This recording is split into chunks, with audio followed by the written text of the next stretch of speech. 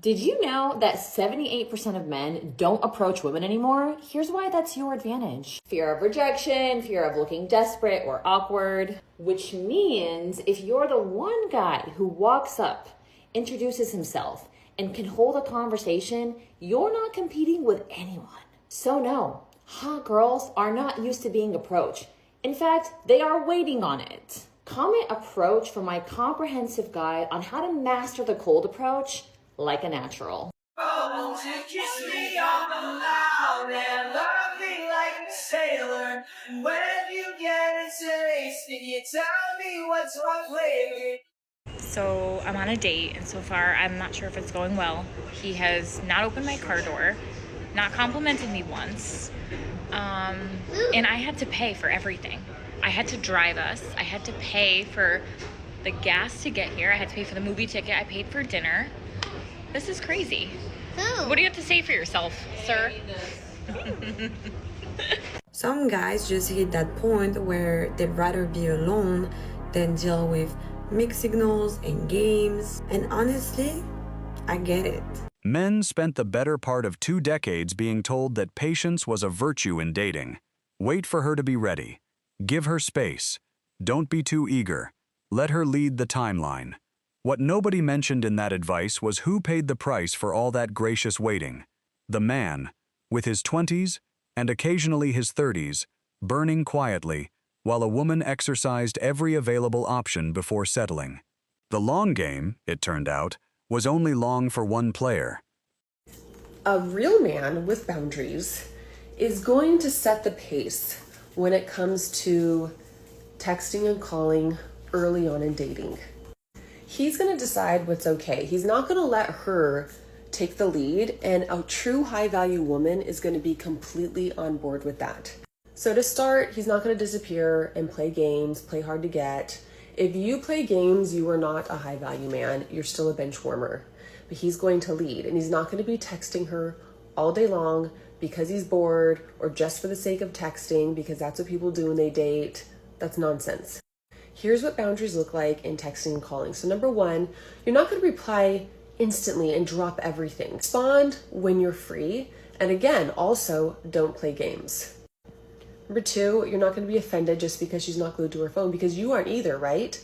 And she's going to respect a man who's not on his phone all day long, who's building his life just as she's doing. And you're going to text her to make legit plans, not just keep texting vaguely all day.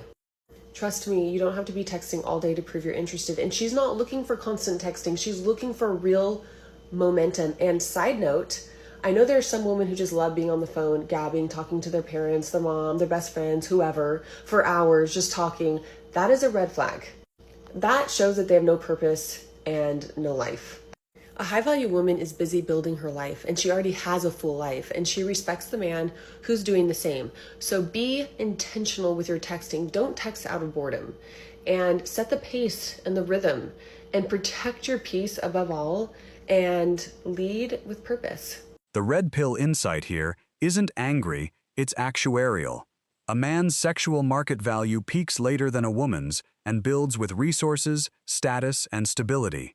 The man who spent his prime years waiting around in situationships didn't just lose time, he lost compounding. While he was texting back in 30 minutes trying to appear accessible but not desperate, some other man was building something. And women, running dual mating strategies most of them won't name in mixed company, were hedging accordingly.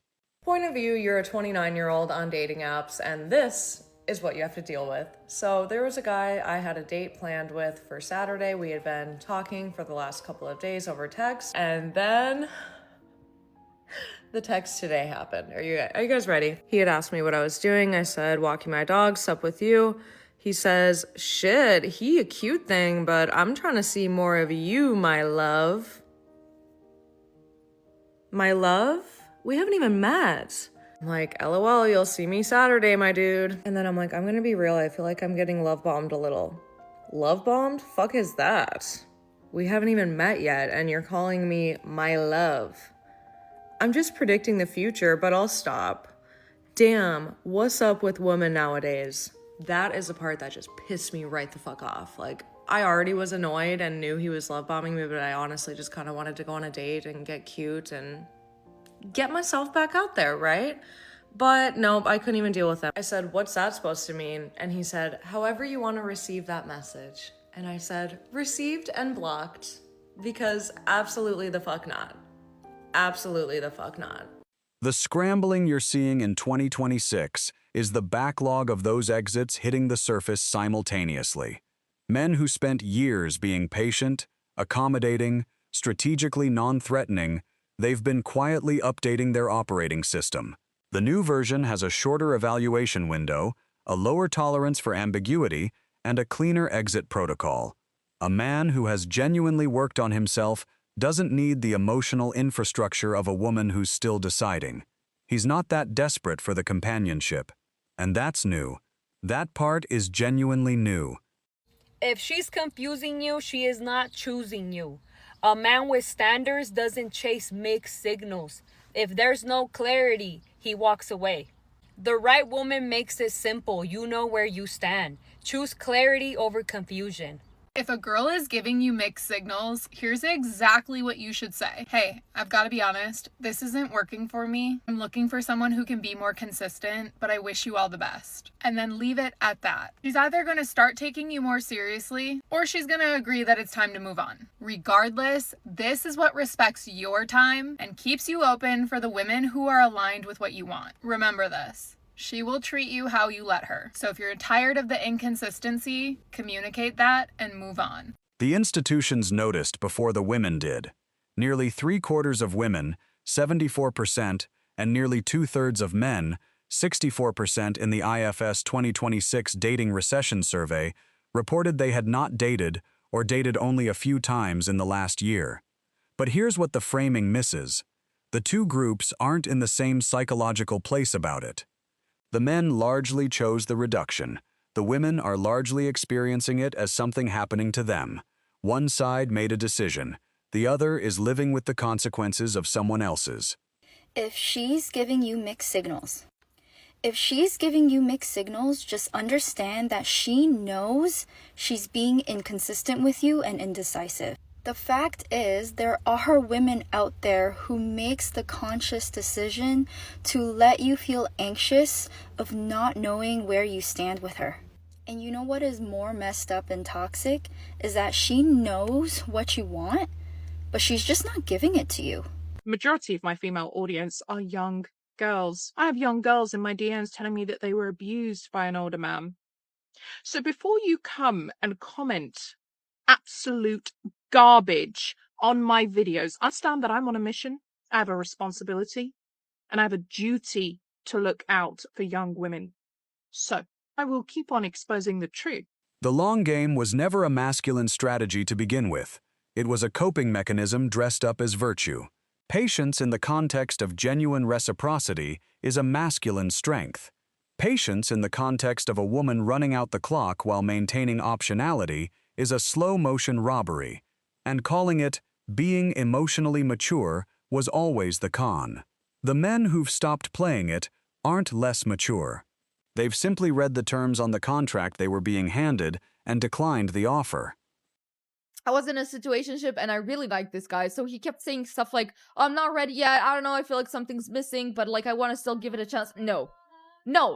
Stop it. Like, Chibi, shut the fuck up and get away from that person, because the right person will be into you from the start. The right person will not give you mixed signals.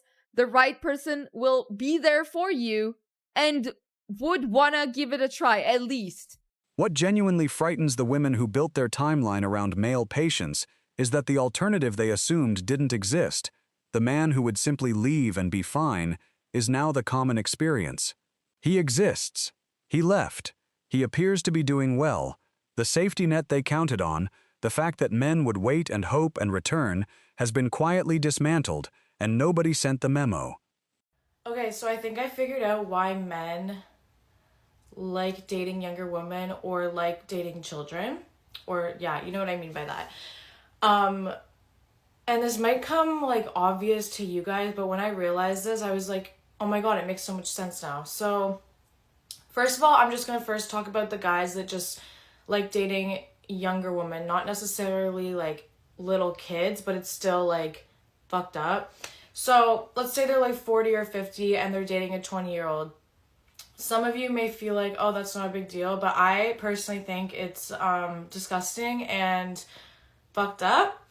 And I realized that a lot of those men, they're like heavy drinkers, and they started drinking heavy in their 20s, around their 20s, and that's like the age group that they go for. Alcohol and drugs stunt your mental growth. Like if you are constantly drunk and high on like alcohol, coke, whatever, your mental age is going to be stuck at that age that the age was when you started doing all these drugs, because your mental age gets stunted.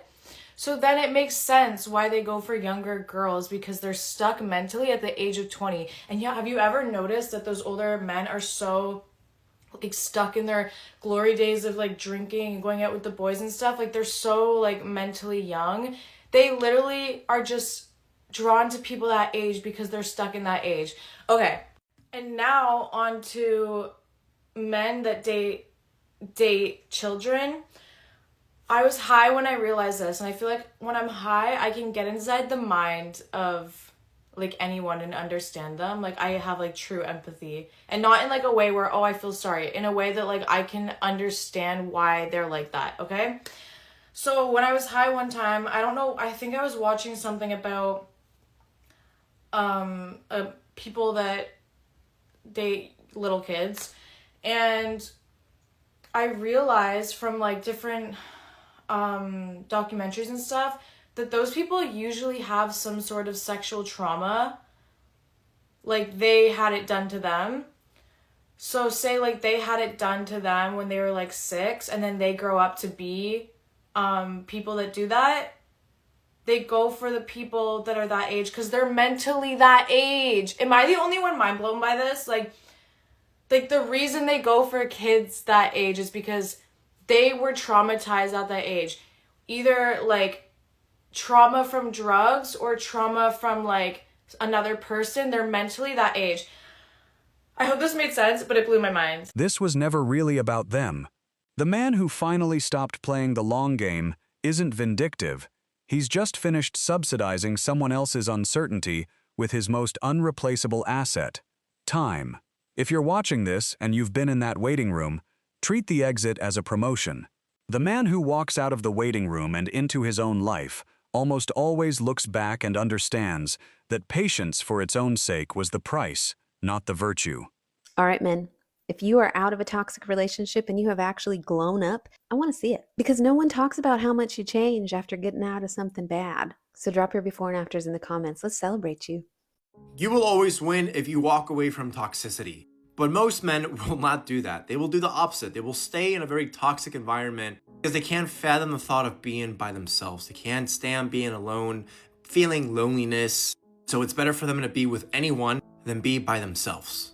That is such a dangerous mindset to have, because you will never win when being stuck in an environment of toxicity, where your partner is just manipulating you, gaslighting you, making you feel like you're the problem, getting defensive whenever you bring up a very reasonable issue that doesn't sit right with you. They constantly disrespect you, step all over you, don't have any respect for your boundaries, and basically you're just a walking mat for them.